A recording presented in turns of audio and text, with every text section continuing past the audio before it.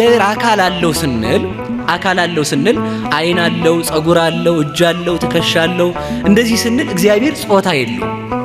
ጾታ ለፍጥረታት የተሰጠ ስለሆነ አንቺ ሥላሴ እንላለን፣ አንተ ሥላሴ እንላለን።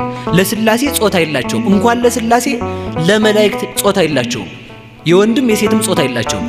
እንኳን ለመላእክት ለሰው ነፍስ የወንድም የሴትም ጾታ የላቸውም። ስለዚህ ምንድነው እግዚአብሔርን ረቂቅ አካል አለው። ያንን አካል አባ ሕርያቆስ ሲናገር ምን ይላል? አልቦቱ ለመለኮት የማን ወጸጋም፣ ለመለኮት ቀኝም ግራም የለውም። ላይል ወታይት፣ ላይም የለውም ታችም የለውም። ወዘባን እንተ ድኅር፣ ጀርባም የለውም ፊትም የለውም። በዘይት ራእይ ወበዘይት ገመር፣ ሰው እንደሚያውቀው አኮ ዘቦቱ ለመለኮት ክበብ ከመፀሐይ፣ ለመለኮት እንደ ፀሐይ ያለ ክብ አካል የለውም፣ እንደ ሰውም ያለ ፊት የለውም። ማለት ከፍጥረታት ሕግ በላይ ነው። አካሉ ረቂቅ ነው። ሰው ሊያውቀው አይችልም ማለት ነው እንጂ እግዚአብሔር ዝርው ነው ማለት አይደለም። ፍጹም ሰው ነው ስንል አምላክነትን ለቆ ሰው ብቻ አይደለም።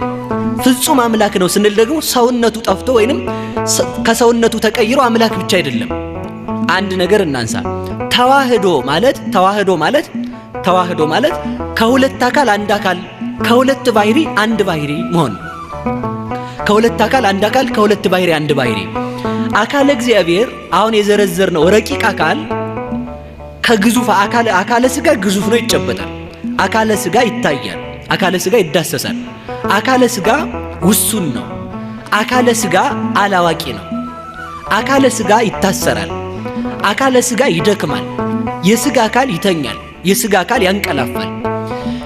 መለኮት ደግሞ አያንቀላፋም፣ አይተኛም፣ አይወሰንም፣ አይጠይቅም። እንደዚህ ከሆነ ያ የማይጠይቀው አካል ከሚጠይቀው አካል ጋር ተዋህዷል። ሲዋሃድ ልብ ብለን እናያዝ። አሁን ልብ ብለን እናያዝ። እንግዲህ ሲዋሃድ አንድ አካል አንድ ባህሪ ነው የሆነው። ሲዋሃድ በደንብ እናያዘው። መክፈል፣ መዋሃድ፣ ማክበር አንድ ጊዜ የተደረጉ ናቸው። አንድ ጊዜ መክፈል፣ መዋሃድ፣ ማክበር። መክፈል አለ፣ መዋሃድ አለ፣ ማክበር አለ። እነዚህ ቅጽበታዊ ናቸው፣ በአንድ ጊዜ የተደረጉ። ለምሳሌ አንድ ሐሳብ ማንሳት እንችላለን። ሁላችንም እንደምናውቀው ሲከፈል አካላዊ ቃል ስጋን ከፍሎ ነው የተዋሃደው። ስጋን ሳይከፍል ቢዋሃደው የእመቤታችንን ሙሉ አካሏን ስለሚዋሃድ እመቤታችን ራሷ አምላክ ትሆናለች ማለት ነው።